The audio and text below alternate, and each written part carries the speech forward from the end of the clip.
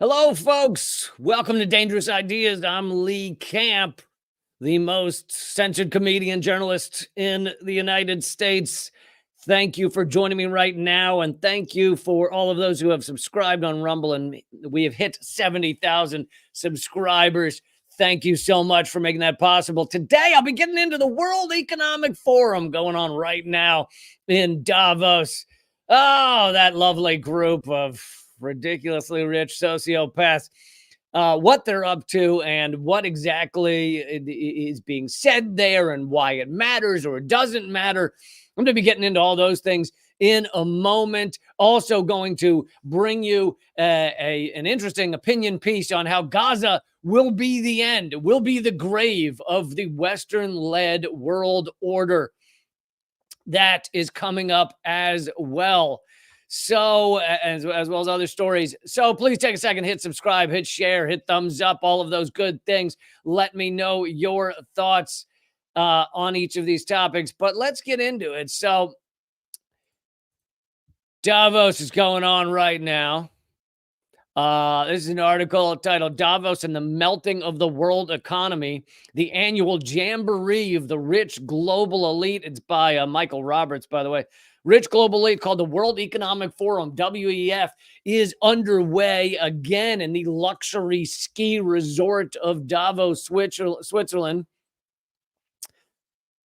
Let's see here. Davos, Switzerland. Thousands will attend, and many of the great and good of political and corporate leaders have arrived in their private jets with huge entourages. The speakers include China's Premier Li Jiang, is that how it's pronounced? The head of the EU, Ursula von der Leyen, and Zelensky from Ukraine, and many top business leaders. The WEF aims to discuss the challenges facing humanity in 2024. Of course, the richest in the world can decide how to tackle those challenges.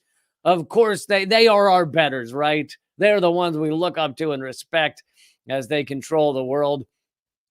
The article continues, these challenges, however, are primarily seen from the point of view of global capital, and any proposed policy solutions are driven by the aim to sustain the world capitalist order. And that's one of the most important points, which I'll be getting to in a few minutes when I give my rundown of all this, beyond just what this article says.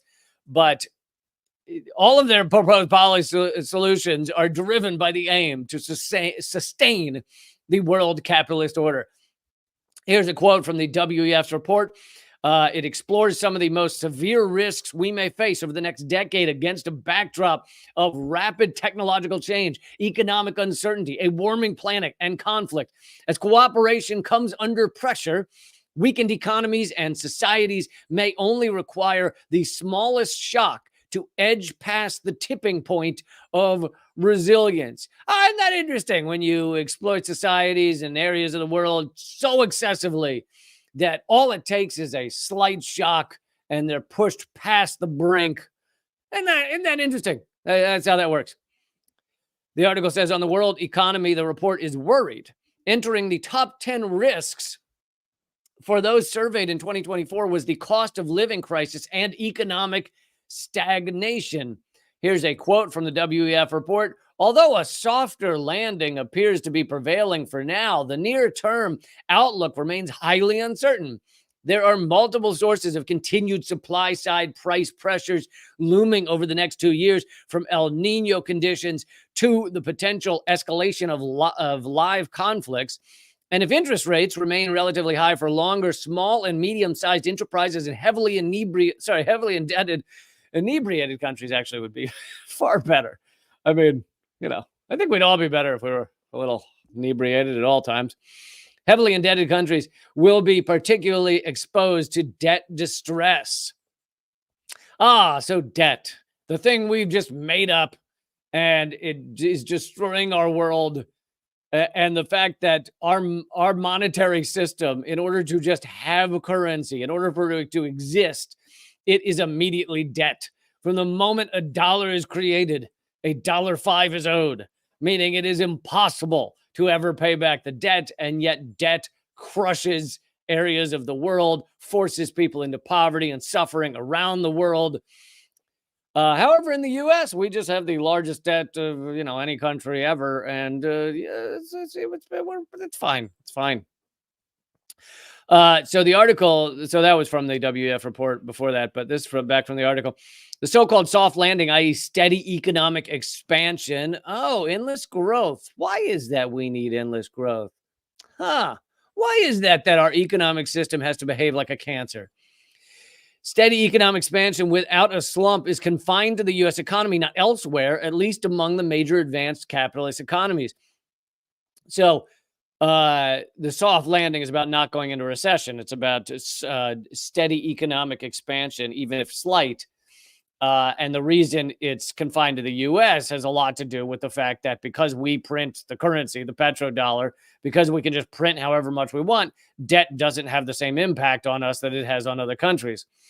To continue from the article, even the U.S. economy's prospects are nothing to write home about, despite the optimistic talk from many American sources. A recession in the year ahead seems less likely than it appeared at the start of 2023. Since interest rates are trending lower, gas prices are down for last year, and incomes are growing faster than inflation, said the chief economist of Comerica Bank. Wonderful. Gas prices are down. Great. So we can just keep using fossil fuels and destroying our entire future. All is well. In the rest of the G7 economy, things look worse. The German economy declined 0.3% in 2023 and could well dive further this year, with Germany's manufacturing industry contracting at 6 to 7%.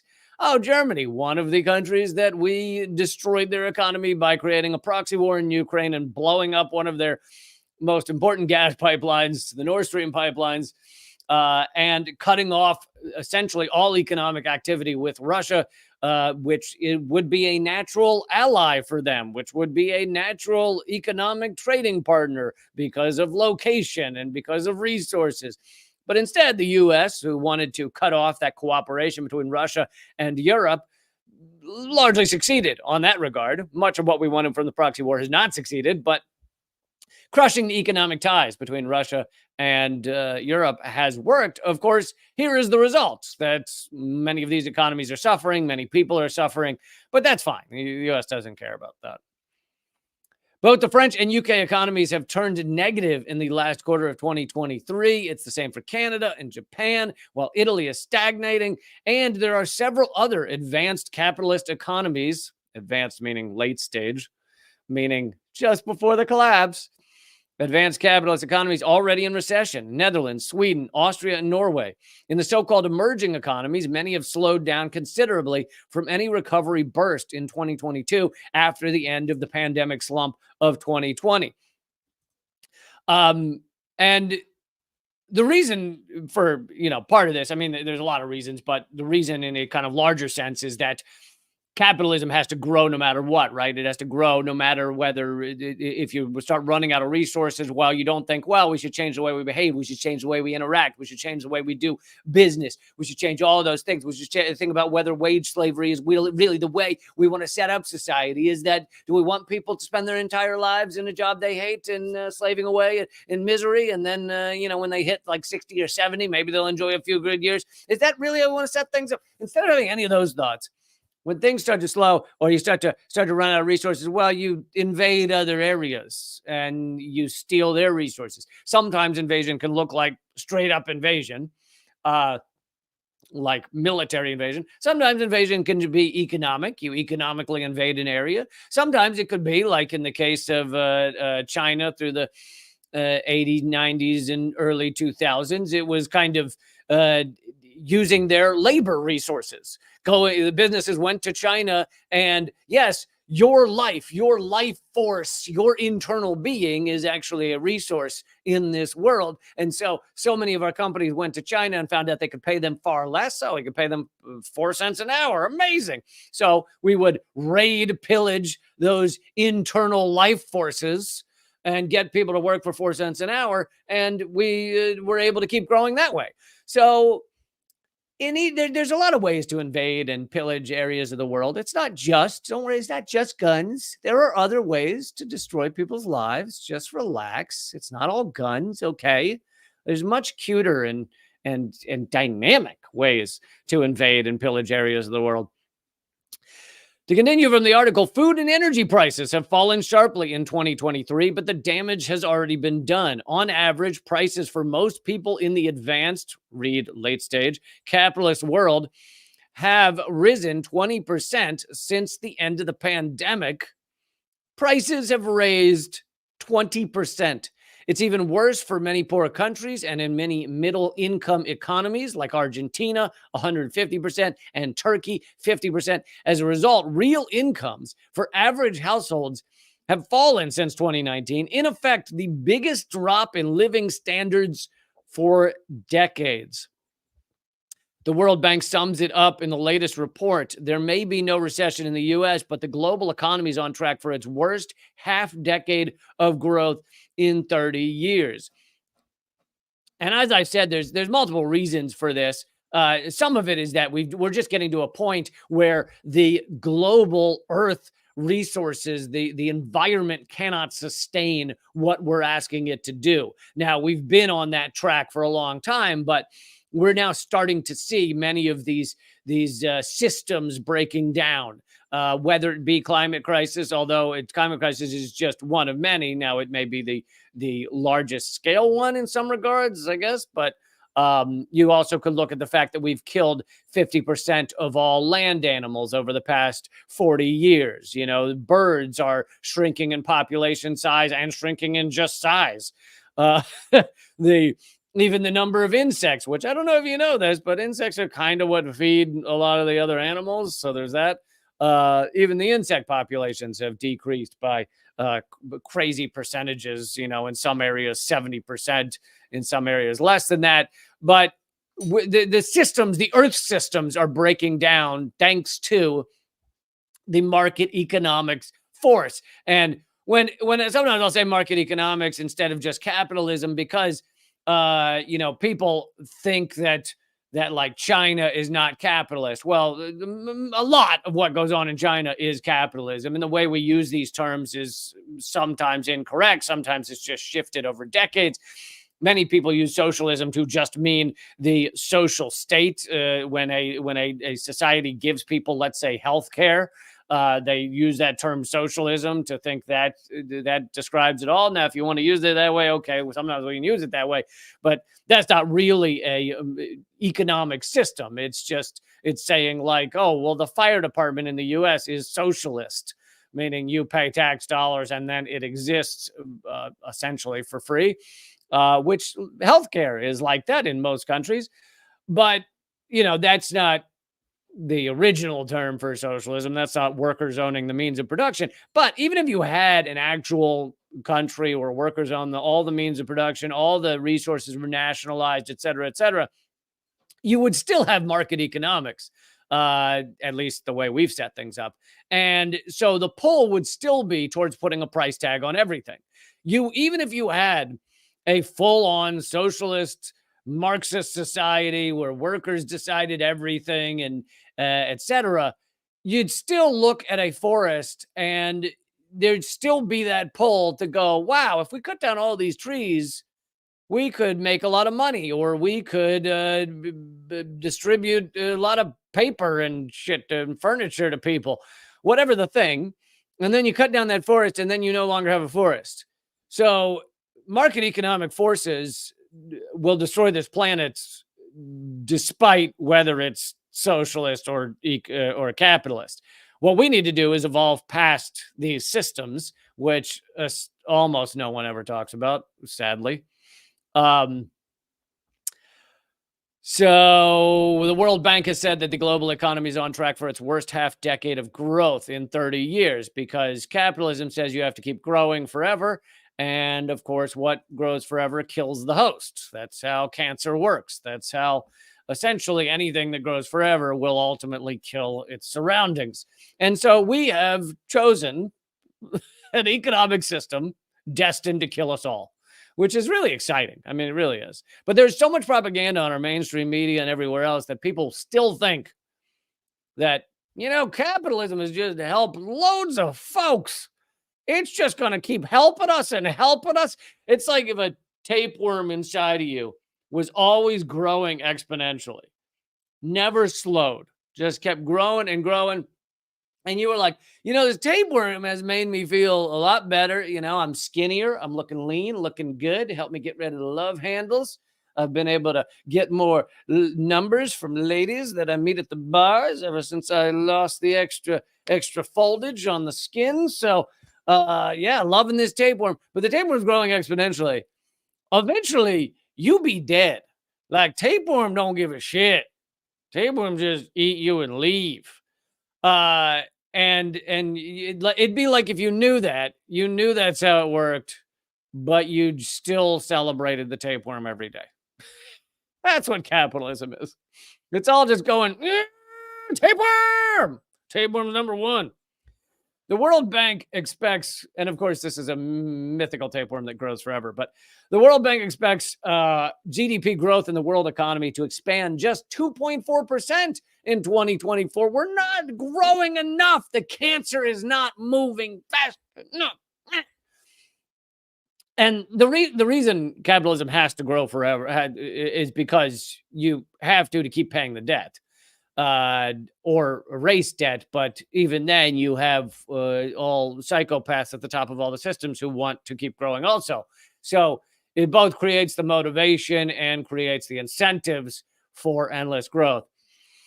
And that 2.4% in 2024, which is a slow amount of growth, includes India, China, Indonesia, etc., which will grow at 5 to 6%.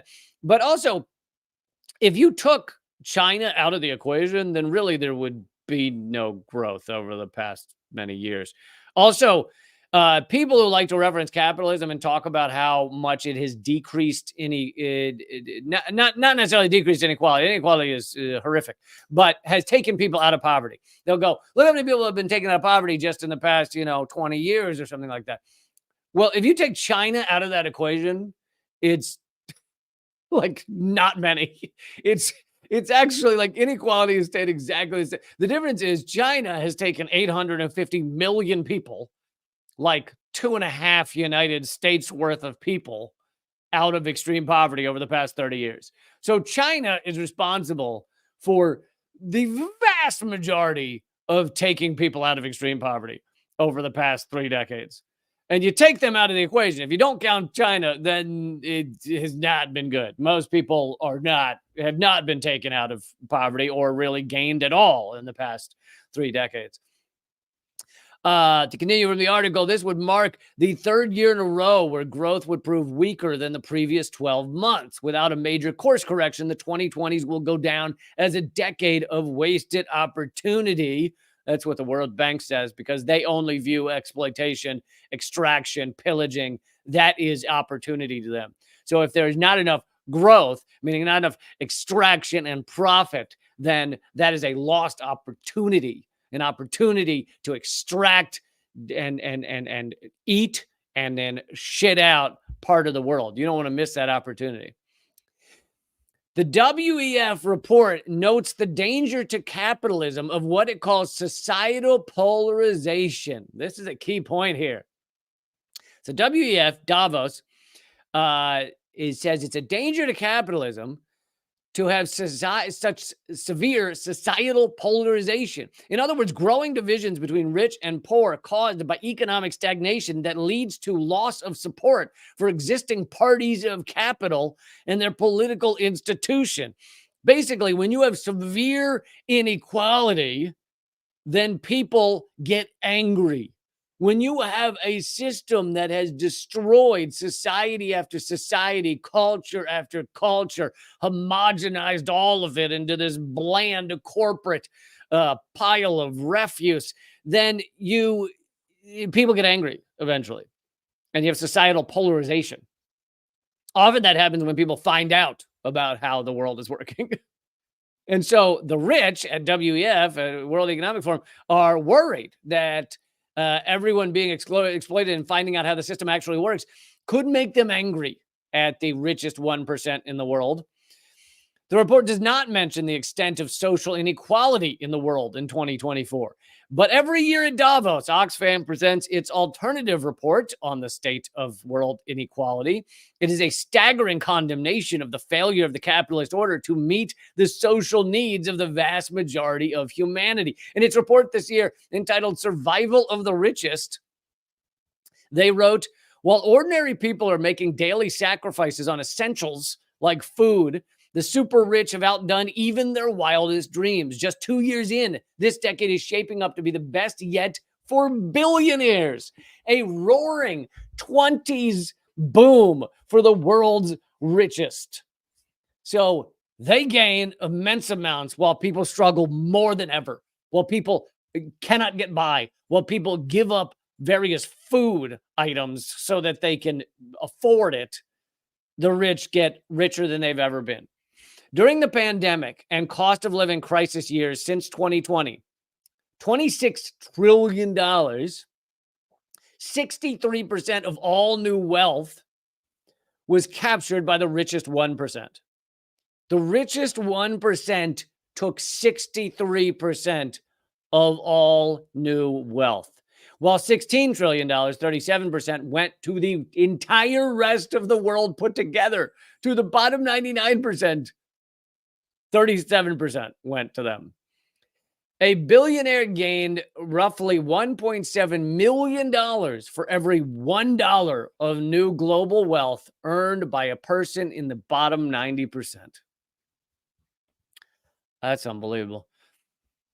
At least 1.7 billion workers now live in countries where inflation is outpacing wages, and over 820 million people, roughly 1 in 10 on Earth, are going hungry. Roughly 1 in 10 people on Earth are going hungry right now, while the richest got together in Davos in the Swiss Alps to talk about how to protect capitalism from this shit show. Women and girls often eat least and last and make up nearly 60% of the world's hungry population. Entire countries are facing bankruptcy, with the poorest countries now spending 4 times more repaying debts to rich creditors than on healthcare. As usual, the WEF in its report offers no policy solutions to reverse or even curb this grotesque level of inequality. Not even a wealth tax.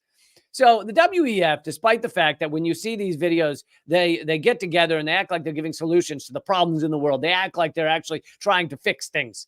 But they are always doing it to protect capitalism, to protect an economic system that is destroying lives, has destroyed lives, has entrenched most people in wage slavery, and is destroying our planet. That is their goal. And they give no solutions that could do anything for inequality. The top risk issue for those surveyed by the WEF is extreme weather. The economic consequences of global warming and climate change are what worries the corporate and government leaders at Davos.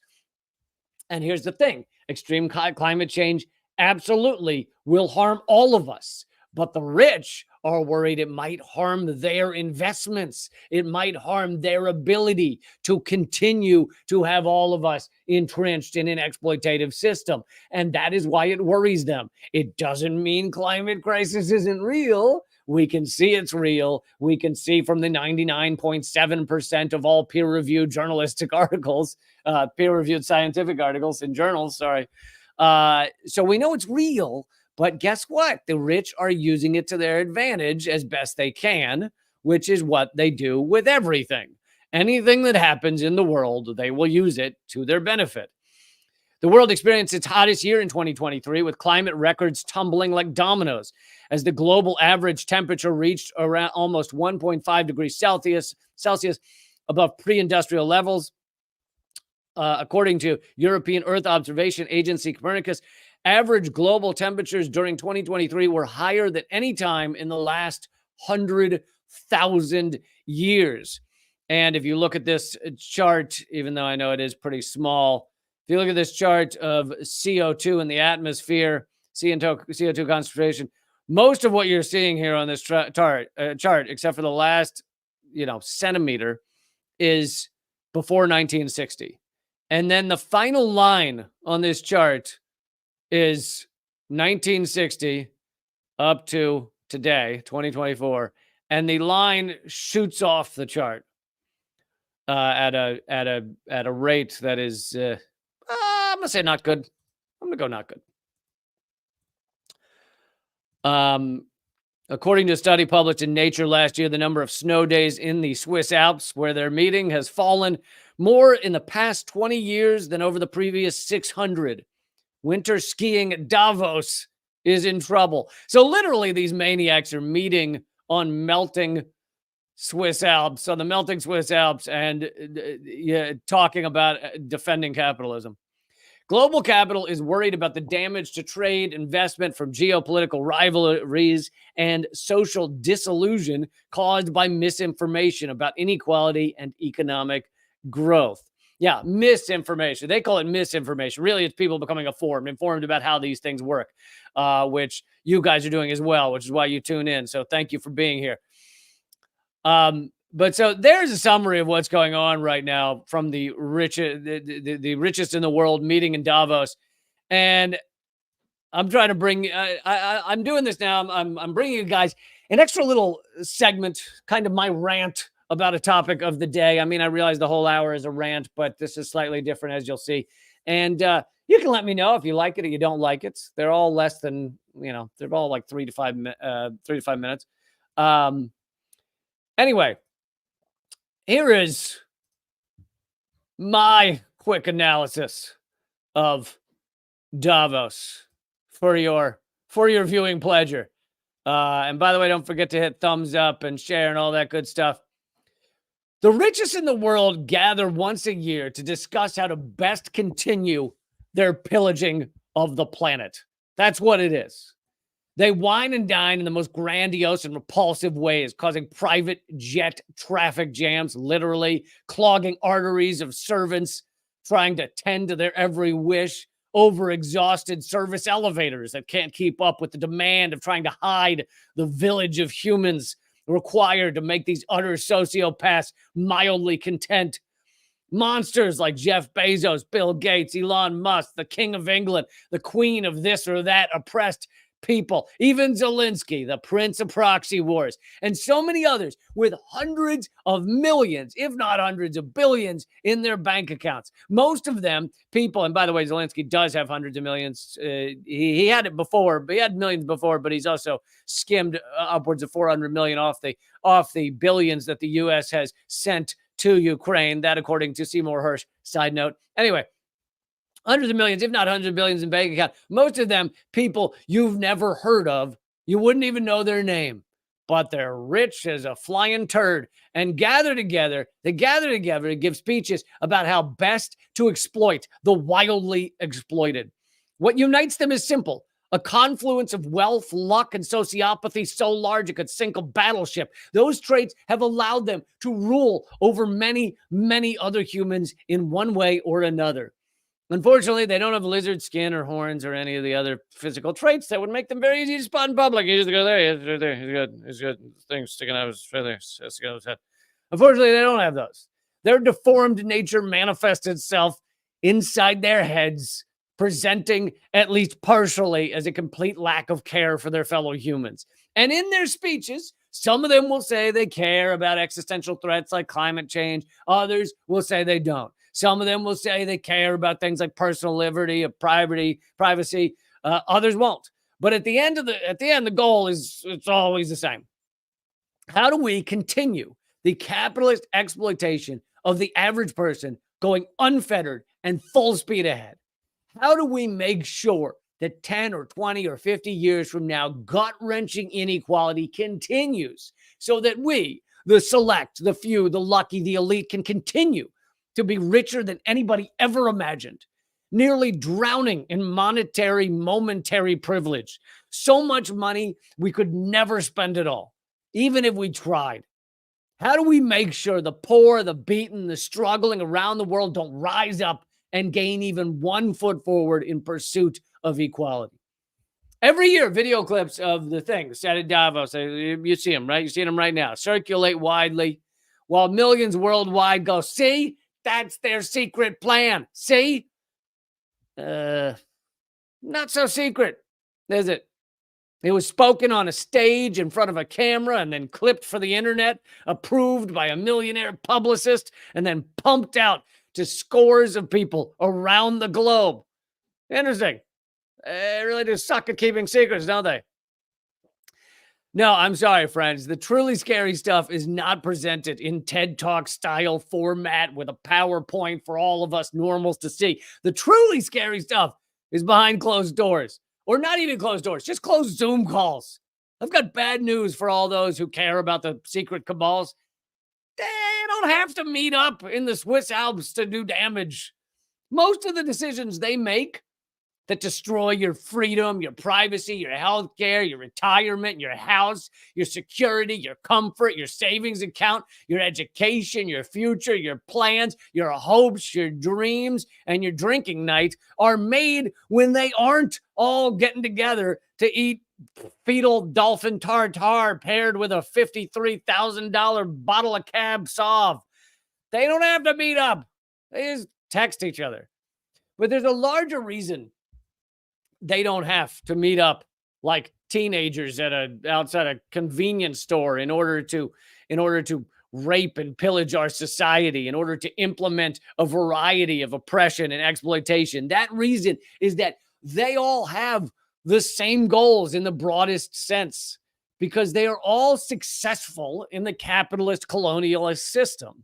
Therefore, every one of them or their family has become wildly wealthy or powerful via exploitation inherent in wage slavery and or imperial rule. No one is leading the way at the World Economic Forum who did not gain their wealth or their influence from signing up for mass exploitation. The poorest ones there, who are still rather rich, but the poorest ones there who have any influence or are probably current or former presidents or leaders of nations, like, I'm pretty sure I think Obama was there in past years. And the reason those people are there, they're the poorest because they only have a few $1 million as opposed to $1 billion. However, those leaders are only in those positions because they were selected and controlled by the largest capitalist exploiters in the world. The WEF could be wiped away tomorrow, and it wouldn't change a thing. The market systems that put the sociopaths at the top and gave them breathtaking power to harm millions, those systems and the motivations inherent in them would stay the same. We have to evolve beyond these systems. It's one big club, and you ain't in it, as George Carlin said. And I just thought this would be a nice little cap to that story. This story brought to you by AJ Plus in terms of just how much the rich are locking down this world as their playground, as their plaything. This is 2 minutes and 30 seconds. I don't know if I'm going to play the whole thing, but it's about how, who doesn't have access to Jamaica's beautiful white sand beaches? Jamaicans. You know who can't access Jamaica's white sand beaches? Jamaicans.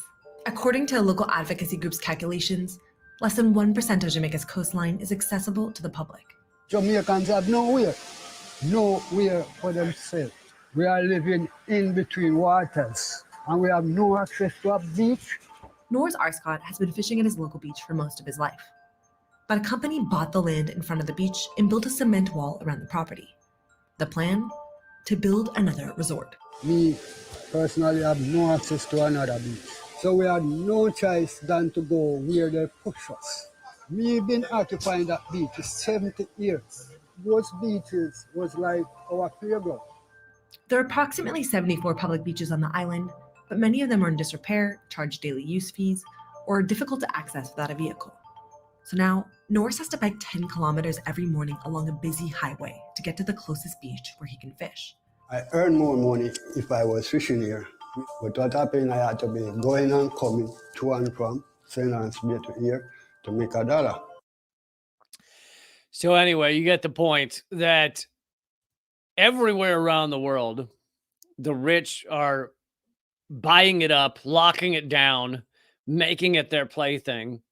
And it doesn't matter in most of these places whether you have populations there that have used these beaches, used these forests, used these, the rivers and any part of the natural world that they may have been there a part of for generations.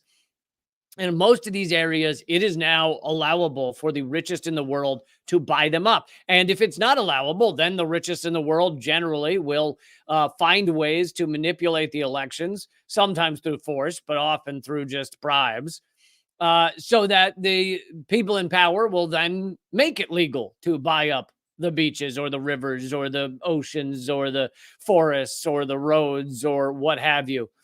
And here you have 90 some percent of the beaches along Jamaica are not accessible to Jamaicans.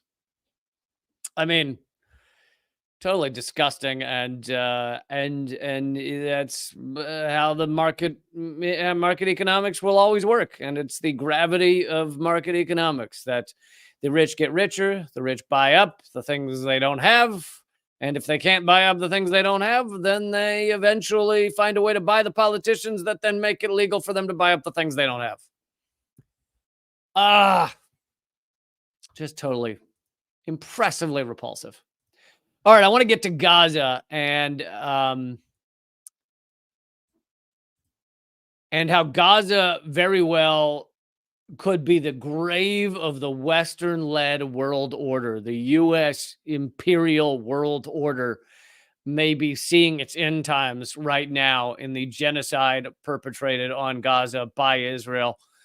But I will lead with this. So I've been bringing you, this is over 3 months of nonstop, almost nonstop. I live stream 4 days a week, by the way. 4 days a week, live streams about the genocide that Israel is perpetrating. And through that time, they've tried to convince you that they're not trying to kill innocent people. We're really not. It just happens that we've killed 23,000 innocent people and that we've killed or injured or are missing or caused to be missing 100,000 Palestinians. It's just an accident. What we're really doing is bombing Hamas, and we're getting Hamas, right? That's what they tell you.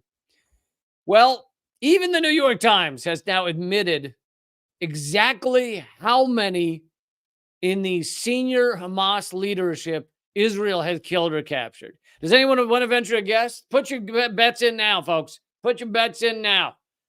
The over-under on how many senior Hamas leaders that Israel has killed for your bets, for your betting pleasure, is, we'll go 10. Over-under's 10. Senior Hamas leaders killed or captured. Okay, put in your bets now. Here is the answer as posted by Stephen Donziger. Excellent lawyer, but environmental lawyer. But he's posting New York Times. New York Times, January 13th. It's not clear how valuable the information has been to Israel, though none of the most senior leaders of Hamas have been captured or killed.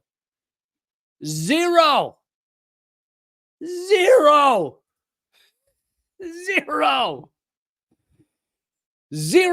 Hamas leaders killed or captured.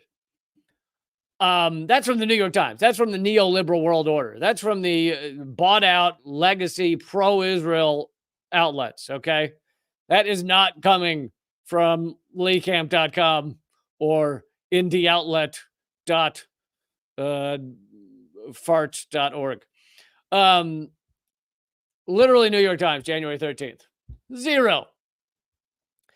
And you might say, man, that's tragic that they've been unable to capture or kill Hamas leaders. Oh, or it also could be that they don't care, that's not their aim. Their aim is to commit genocide in Gaza, to clear everyone out, to try and clear everyone into Egypt and surrounding countries that survive, to murder tens of thousands outside of just the millions that they're trying to push out.